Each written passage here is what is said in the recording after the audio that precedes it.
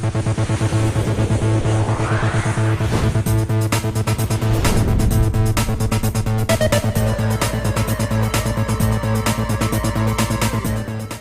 सर्व मुसलमान धर्म स्वीकारायला तयार आहे.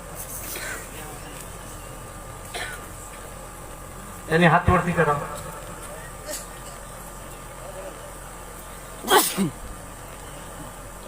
आम्ही एखादा तरी तयार असेल तर हात वरती करावा, लाजू नये त्यांनी.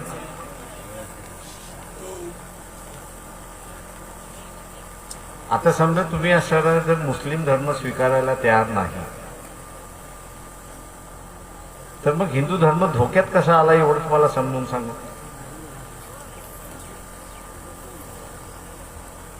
ओबीसी असं म्हणतो की मी असणारा बावन्न.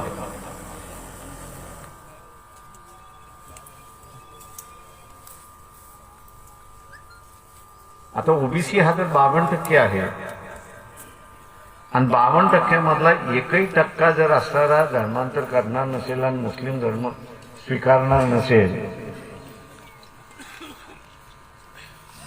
तर मग हिंदू धर्म धोक्यात कसा आला? आला असेल तर मला कोणीतरी सांगावं.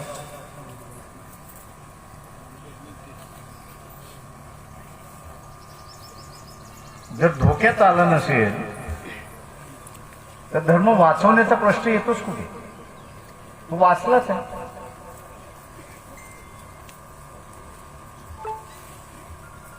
आणि वाचवल्यामुळे या देशाचे सरन्यायाधीश असतील, पंतप्रधान असेल, राष्ट्रपती असेल, इतर सगळे अधिकारी, मला तरी त्यांची शाळेचं सर्टिफिकेट ज्यावेळेस बघतो त्यावेळेस शाळेच्या सर्टिफिकेटवरती त्यांचं असणारा हिंदू मला असताना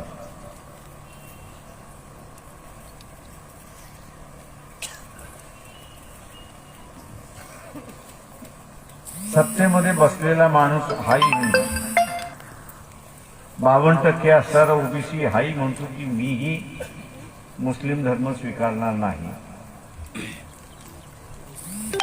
मग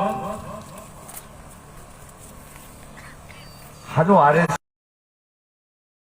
म्हणून आपण सगळेजण एकत्र आलं पाहिजे, याच्यामध्ये काही तथ्य आहे का? असेल तथ्य तर मला सांगा.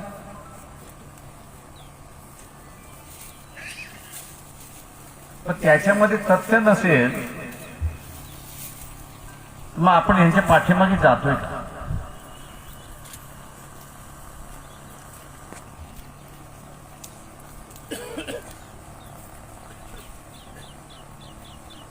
समजा आपण गेलो, हरकत, पण गेल्यानंतर आपल्या अधिकार राहतात की जातात? आपली प्रगती होते की न होते?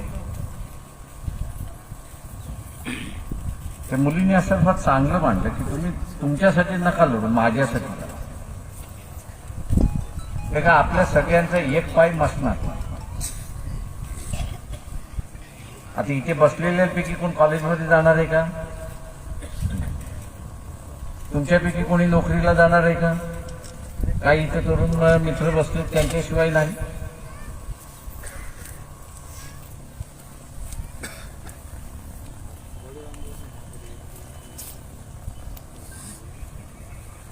या देशातल्या ओबीसीना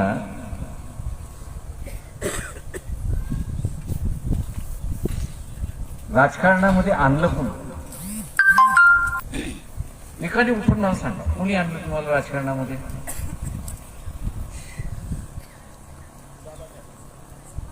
चूक आहे. कोणी आणलं?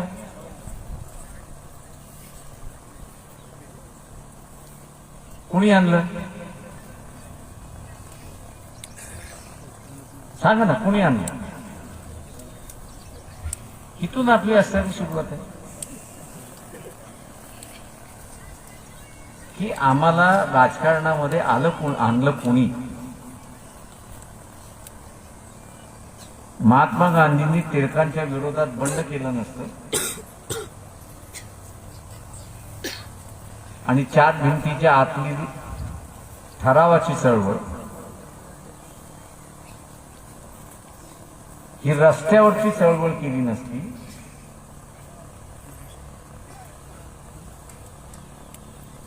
आणि रस्त्याच्या चळवळीमध्ये असणारा आम्हाला अधिकार मिळाला पाहिजे.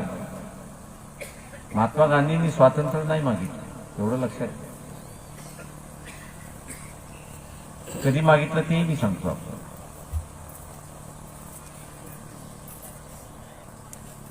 महात्मा गांधींनी एवढंच सांगितलं की ही जी राज्यव्यवस्था चालली या राज्यव्यवस्थेमध्ये आम्हाला हिस्सा पाहिजे, माग पाहिजे. आणि म्हणून शब्दप्रयोग काय त्यांनी केला की सेल्फ रूल, म्हणजे माझं स्वतःचं राज्य राणी राहील.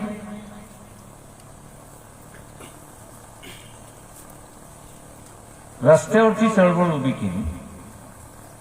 रस्त्यावरच्या चळवळीमध्ये आपल्या हातामध्ये असणारा दंडुका दिला, झेंडा दिला आणि ब्रिटिशांच्या विरोधात बोंबलायला लागला. मग ते मिठाच्या प्रश्नाच्या निमित्ताने असेल, ते इंग्रजी कापडाच्या विरोधात असेल, ते कुठल्या तरी कायदा काढायच्या निमित्ताने असेल. मला अनेक जण म्हणतात की नंतर असणारं आपल्या सरकारने ते सगळं स्वीकारलं ना. म्हटलं स्वीकारलं ना, म्हटलं महात्मा गांधीचा लढा हा म्हटलं उद्या काय होईल त्याचा नव्हता. झोपलेल्या माणसाला झेंडा द्यायचा होता, दांडा द्यायचा होता आणि त्याचा आवाज बुलंद करायचा.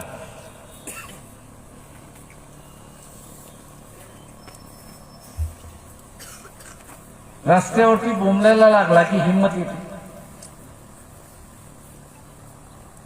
की नाही मी या सरकारच्या विरोधात बोंबलो.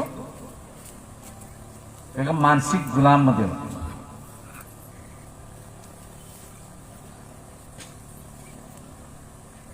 आपण काय कमवलं याचा आपण असारा कधी विचार करतो. म्हणून मी सुरुवात केली की इथे कोण मुसलमान होणार आहे का.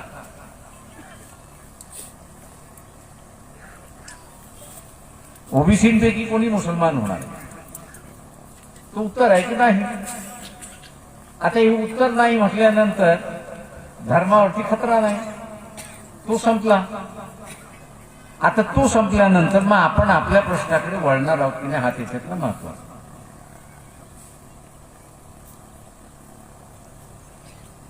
मी नेहमी म्हणत असतो अनेक राज्य झाले, शिवाजी महाराज का टिकले. विदर्भात राजे झाले नाहीत का. विदर्भातला राजा कोण मला सांगा. घोड्याला मालिश करणारे सांगणारे बरेच मिळतात. विदर्भातला राजा कोण.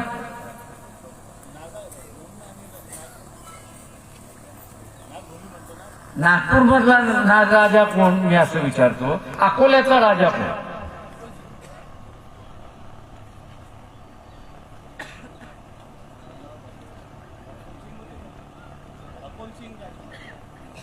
आणि भोसले कोण. भोसले नागपूरचे ना, त्यांचं राज्य अकोला पण होतं की नव्हतं. हे का आपल्या ज्ञानातून 1000 वर्ष तलवार निघालीच नाही. याच्यामुळे काय घेणं देणं आहे. म्हणून आम्हाला माहिती ते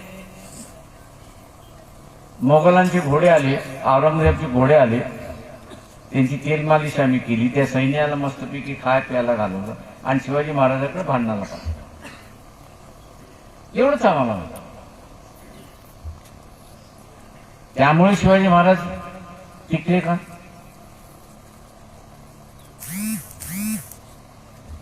की त्यांनी असणारं स्वतःच्या कारकिर्दीमध्ये एक अतुलनीय काम केलं आणि विस्मरणीय काम केलंय आणि म्हणून त्या लोकांच्या मनामध्ये जिवंत आहेत. असं आहे का. आणि असेल तर काय मला सांग.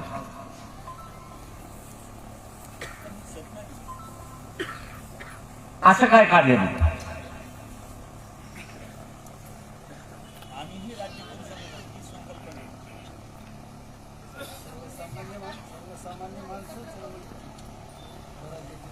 नावी असेल, हा म्हणतो मी महाराजांच्या सैन्यामध्ये होतो, माझा सरदार होता. सुतार म्हणतो, कुंभार म्हणतो, द्वार म्हणतो, अख्खा शस्त्र सामुग्री माझ्याकडे मीच सप्लाय करत होतो.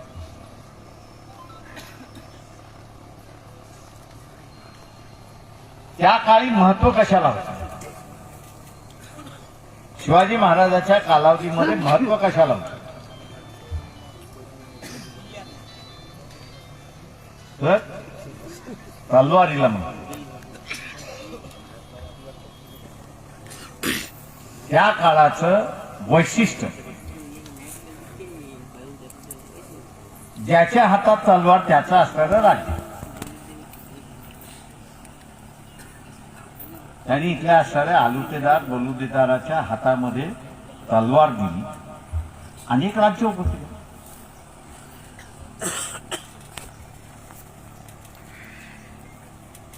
आता ही शिवाजी महाराजांनी दिलेली तलवार तुमच्या हातामध्ये राहिली का? राहिली का? का नाही राहिली?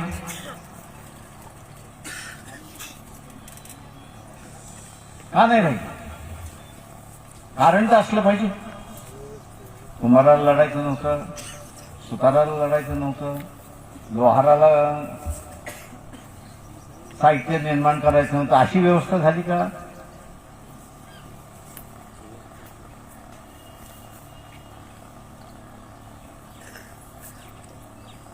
कशामुळे? काय कारण? काय कोणी वळलं? त्या काळी सुद्धा अपमानित जगायचं होतं का म्हणून तलवार सोडली? जोपर्यंत तलवार होती तोपर्यंत मान होता. ज्या दिवशी तलवार सोडली त्या दिवशी जातीचा धंदा आला. सोडली की सोडायला लावली? कोणी सोडायला लावला? त्यावेळेस राज्य कोणाचं होतं?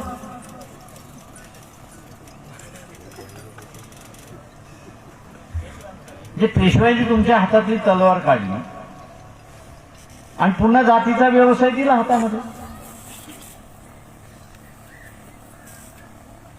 म्हणजे शिवाजी महाराजांनी केलेलं बंड तिथं जिरवून टाकलं.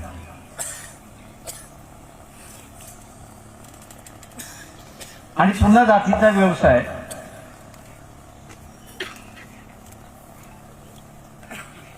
आणि पुन्हा एक गुलामीची माणसं.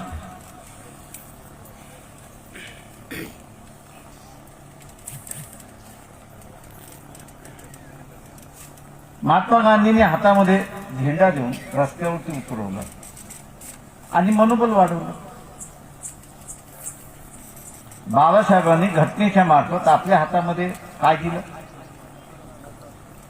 आज ताकद पुसली पेनाची आहे ना. आता पेनाच्या शाईमधनं काय उठलं पाहिजे? अक्षर उठलं पाहिजे. म्हणजे काय झालं पाहिजे?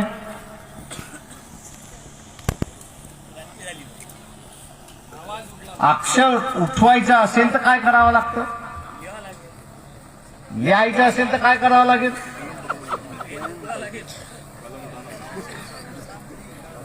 पेन उघडून काय करावं लागेल?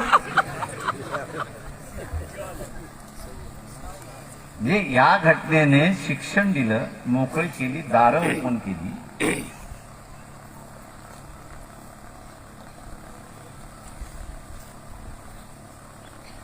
आणि दारं ओपन केल्यानंतर त्या काळी तलवारीच्या जोरावरती राज्यव्यवस्थेचे एक भाग आपण.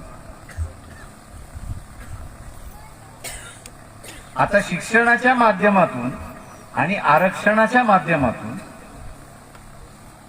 या व्यवस्थेचा एक भाग होण्याचा मार्ग आपला मोकळा. किती जणांना असं वाटतं की आरक्षण आपल्याला ओबीसी मधल्यांना असं वाटतं की आरक्षण मिळालं? किती जणांना वाटतं? हात वाटतं. मग उघड मताने का म्हणत नाही की मी आरक्षणवादी आहे म्हणून? लाजत गाजत का?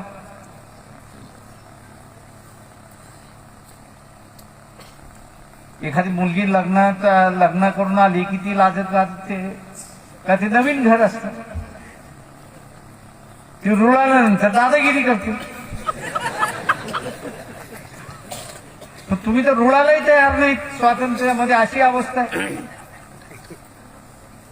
दादागिरी तर बाजूलाच सोडा.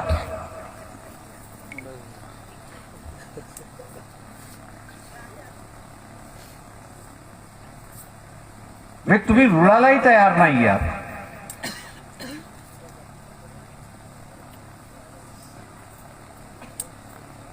समजा हे आरक्षण नाही असं धरून चालू, तर या सत्तेमधला जाण्याचा मार्ग कुठला आहे? का एखादा वेगळा मार्ग? एखादा वेगळा मार्ग आहे का? असेल तर सांगा, त्याची चर्चा आपण करू.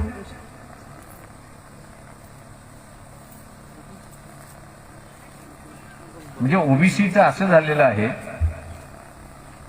की या नव्या घराला हे माझं घर आहे तू मानायलाच तयार.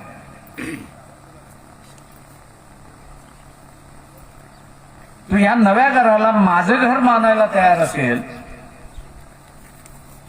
हे माझंच घर आहे असं तू म्हणायला लागला, मग तू म्हणायला लागेल की या नव्या घरामध्ये मी आरक्षण हे तत्व मान्य केलं, तर मला त्याची लाज वाटते. आज अनेक अधिकारी आहेत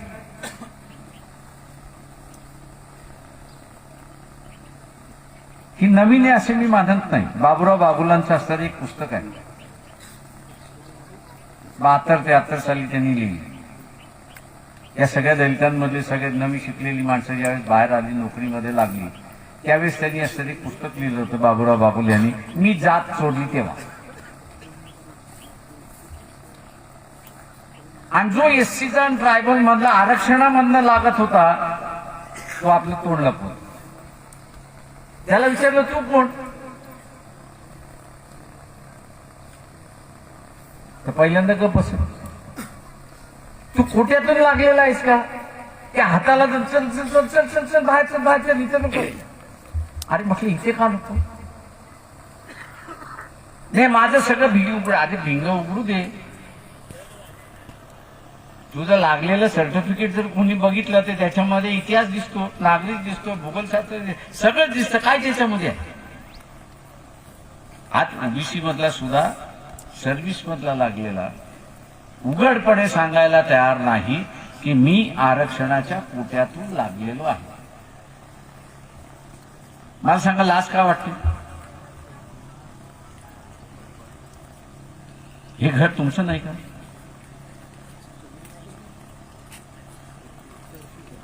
ओबीसीनं हे घर तुमचं नाही का?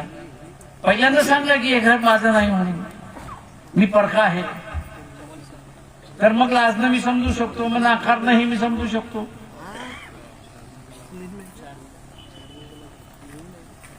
पहिल्यांदा इथल्या असणाऱ्या ओबीसीनी स्वतःच्या मानसिकतेच्या विरोधात लढा केला.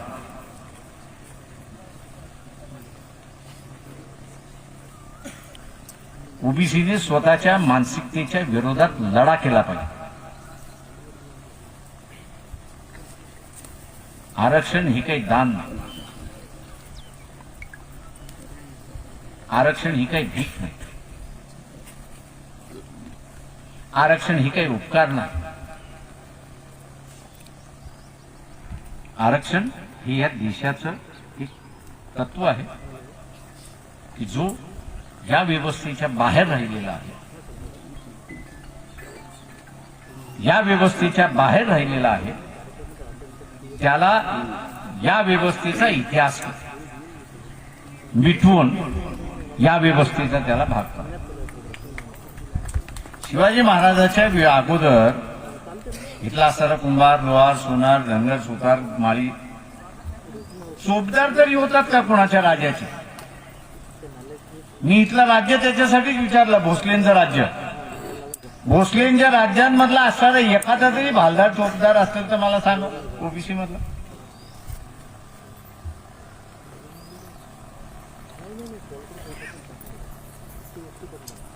भालदारही नव्हता आणि चोपदारही नव्हता. भालदार आणि चोपदार नाही तर तिथं सरदार सोडूनच द्या, त्या मंत्रिमंडळातला प्रतिनिधी सोडूनच द्या.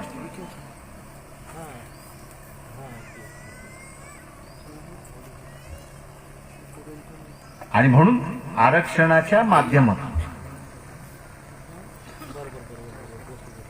ज्यांना राज्याच्या व्यवस्थेमध्ये आणि भारतामध्ये लोकशाही येण्याच्या अगोदर राजाची व्यवस्था होती, राजेशाहीची व्यवस्था होती. या राजेशाहीच्या व्यवस्थेमध्ये इथल्या असणाऱ्या आलुतेदार बलुतेदाराला शिवाजी महाराजाशिवाय दुसरं कोणीही विचारलं नाही, प्रतिनिधित्व दिलेलं नाही आणि त्याला फक्त वापरण्यात. मी जे मगाशी म्हणालो की शिवाजी महाराज हे असणाऱ्या लोकांच्या डोक्यामध्ये का,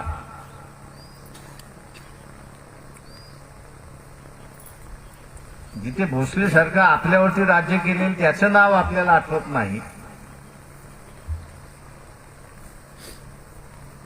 पण शिवाजी महाराजांचं नाव आम्हाला असताना आठवतं का? तर हा एक राजा होता की ज्यांनी आमच्या हातामध्ये त्या काळी तलवाराला महत्व होती, तलवार आमच्या हातामध्ये दिली, नुसती दिली नाही तर चालवायला शिकवलं, सुभेदार केले आणि लढाया आम्ही असर जिंकणारी एक फौज आमची असताना उभी केली, ती पेशवाईने पुन्हा गाडून टाकली. आज RSS बीजेपी वाले कोण आहेत? नादी कोणाच्या लागलात तुम्ही?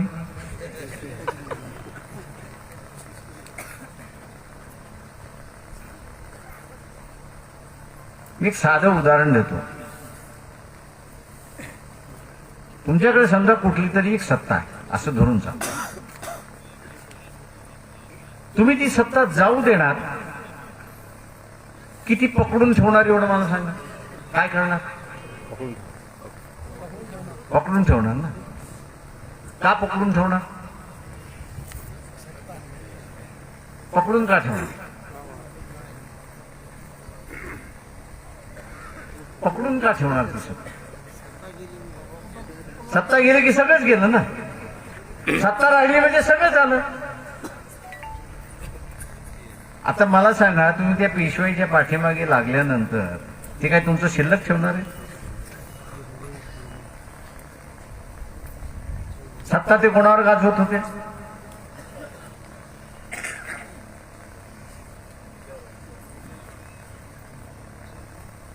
मग आता ते तुम्हाला उरावर घेऊन बसतील.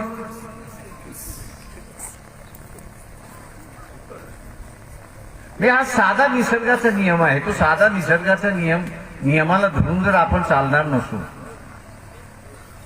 तर आपल्यासारखं करंट दुसरं कोणीच नाही.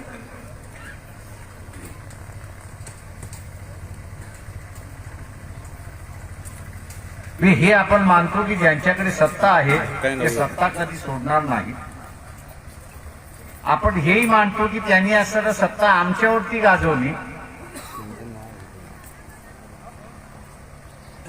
आम्हाला हेही लक्षात येत नाही की इथल्या असणाऱ्या राज्यसत्तेमध्ये जाण्याचा मार्ग हा संविधानाचा मार्ग आहे. हे संविधान जोपर्यंत आहे तोपर्यंत आमचा मार्ग मोकळा आहे. म्हणजे शिवाजी महाराज होईपर्यंत आमची तलवार कायम राहिली. महाराज गेले आणि आमच्या हातातली तलवार गेली. आज बीजेपी आणि RSS ची मागणी काय आहे? मागणी काय?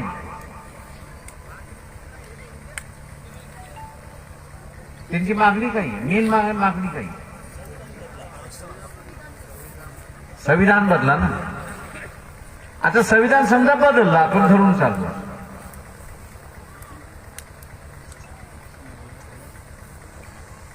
ते नवीन संविधान काय आणतात त्याची चर्चा आहे का? तुम्ही कधी विचारलीत का? नाही ना. आता हे संविधान गेलं तर काय गेलं?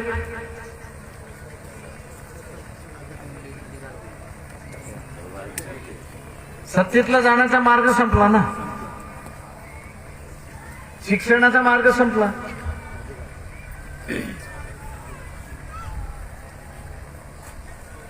सुरुवात झाली. याचा उल्लेख ऍडव्होकेट राटे यांनी केला चंद्रपूरच्या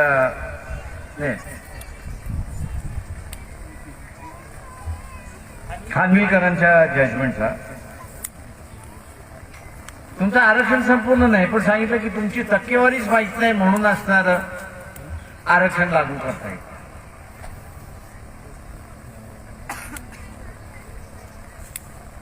केंद्र शासन असं म्हणते की आमच्याकडे जे काही डेटा आहे तो दूषित आहे, तो आम्ही देऊ शकत नाही. ते एक विसरले.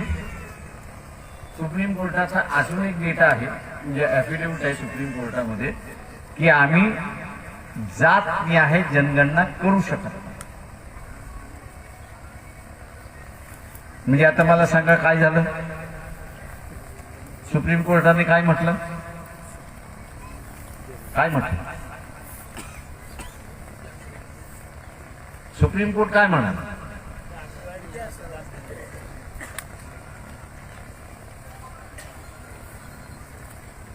सुप्रीम कोर्टाचा निर्णय काय? खानविलकरांचा निर्णय काय? एकाने कोणीतरी सांगा मला काय निर्णय आहे तो?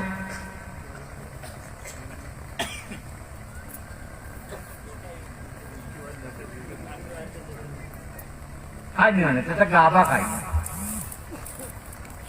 या निर्णयाचा गाभा काय? या निर्णयाचा गाभा आहे की जोपर्यंत ओबीसीची जनगणना होत नाही आणि ओबीसीची जनगणना होऊन किती टक्के आहेत हे कळत नाही, माझ्या पाठीमागे म्हणा का तुमच्याकडून बदलून घेतला पाहिजे. खानविलकरांच्या जजमेंटमध्ये काय म्हटलंय म्हणा माझ्या पाठीमागे. खानविलकरांनी असं म्हटलेलं आहे की आणि त्यांची टक्केवारी कळत नाही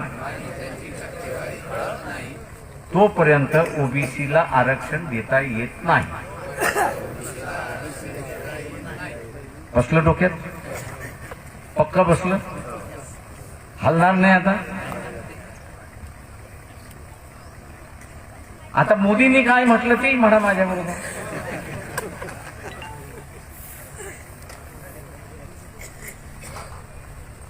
मोदीजीच्या सरकारने सुप्रीम कोर्टात काय म्हटलं?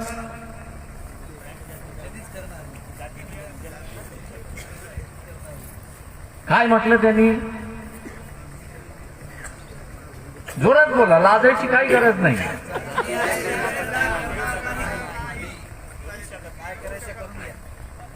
जातीय जनगणना करणार नाही. बोला जरा जोरात. माहिती याचा पर्याय अर्थ काय?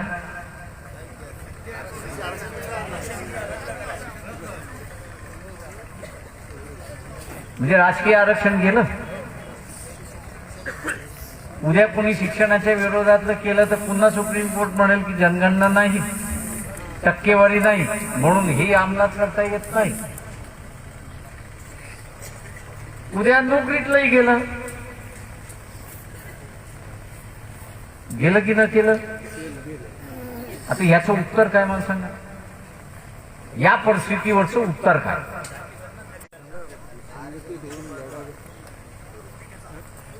जाती गणना झालं पाहिजे, याच्या व्यतिरिक्त अजून काही उत्तर आहे का?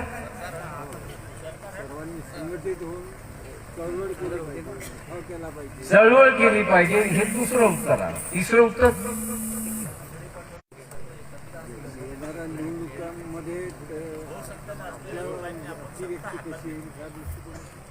तिसरं आणि प्रमुख उत्तर की मी सत्ता हातात घेतली. म्हणा मी सत्ता हातात घेतली पाहिजे. आणि मग ही सत्ता हातात घ्यायची असेल तर काय करावं लागेल? संघटित व्हावं लागेल. अजून काय करावं लागेल? संघर्ष करावा लागेल. अजून काय करावं लागेल? बरं, मतदान करावं लागेल. अजून काय करावं लागेल?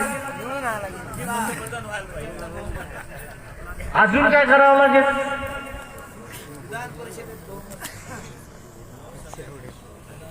अजून काय करावं लागेल? लोकप्रतिनिधी लोकसभेत पाठवावे लागेल. अजून काय करावं लागेल? बरं, हे लोकप्रतिनिधी लोकसभेमध्ये पाठवायचं असेल तर आपण कुठल्या गोष्टी वर्ज केल्या?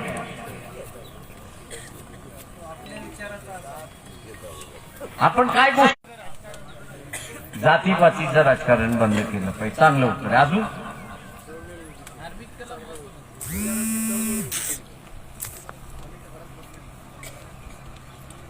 भावनेच्या भरात मतदान करू नये. मान्य. पुढं ओबीसी सर्व संघटित झाला पाहिजे. मान्य. पुढं ओबीसी उमेदवार पाहिजे. तेही मान्य. पुढं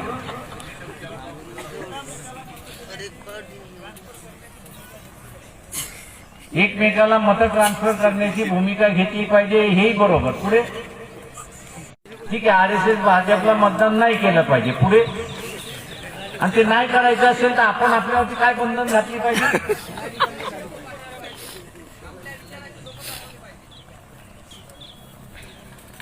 आपण आपल्यावरती निर्बंध काय घातले पाहिजेत?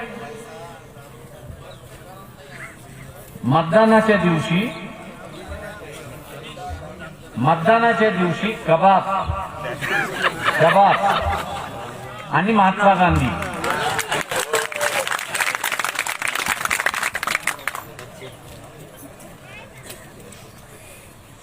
मी ज्याला म्हणतो तो शबाब देत असताना त्याच्याकडून लिहून घे, तू पडलास तरी मला शबाब देत राहशील. का इलेक्शन संपलं की दरवाजा बंद होतो. हा मग स्वतःच्या आई बापाला बडवायला सुरुवात करतो. का व्यसनाधीन झालेला असतो. सत्ताधारी व्हायचं असेल आणि आता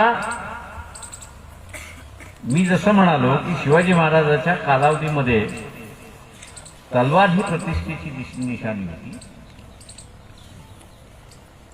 तशी या संविधानाने शिक्षणाचा जो अधिकार दिला तो सगळ्यात मोठा अधिकार आहे. शिक्षण जोपर्यंत मोकळं आहे तोपर्यंत इथल्या सत्तेच्या वाटा आपल्या मोकळ्या आहेत. शिक्षण आलं, घेतलं की आरक्षण आलं की आपण सत्तेमध्ये आलो. आज हेच बंद करण्याची एक प्रक्रिया सुरुवात झाली. शिवाजी महाराजांनी बलुतेदाराच्या हातामध्ये तलवार देऊन एक क्रांती केली. प्रचंड मोठी क्रांती. मनुवादी व्यवस्थेच्या विरोधातली ती असताना क्रांती. पण पेशवाईचं राज्य आल्यानंतर प्रतिक्रांती झाली. प्रतिक्रांती काय झाली तर त्यांनी असणारं तलवार हातातून काढून घेऊन पुन्हा जातीचा रापी आपल्या हातामध्ये दिल्या. ही प्रतिक्रांती. घटनेने एक क्रांती केली. आपल्या हातामध्ये शिक्षण दिलं, आरक्षण दिलं आणि सत्तेचा मार्ग मोकळा केला. आज घटना बदलणं ही प्रतिक्रांती आहे हे आपण लक्षात घ्या. घटना बदलणं ही असणारी एक प्रतिक्रांती आहे. का ही घटना बदलली तर शिक्षणात जी आपल्याला दारं मोकळी झाली होती महात्मा फुलेंच्या आणि सगळ्या चळवळीच्या माध्यमातून ती पुन्हा बंद होती. आरक्षणाच्या माध्यमातून सरकारमध्ये जाण्याची जी संधी होती ती संधी आपली बंद होती.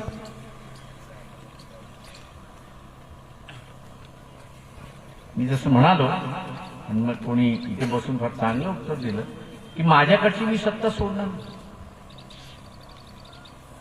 मी ज्याच्यावरती सत्ता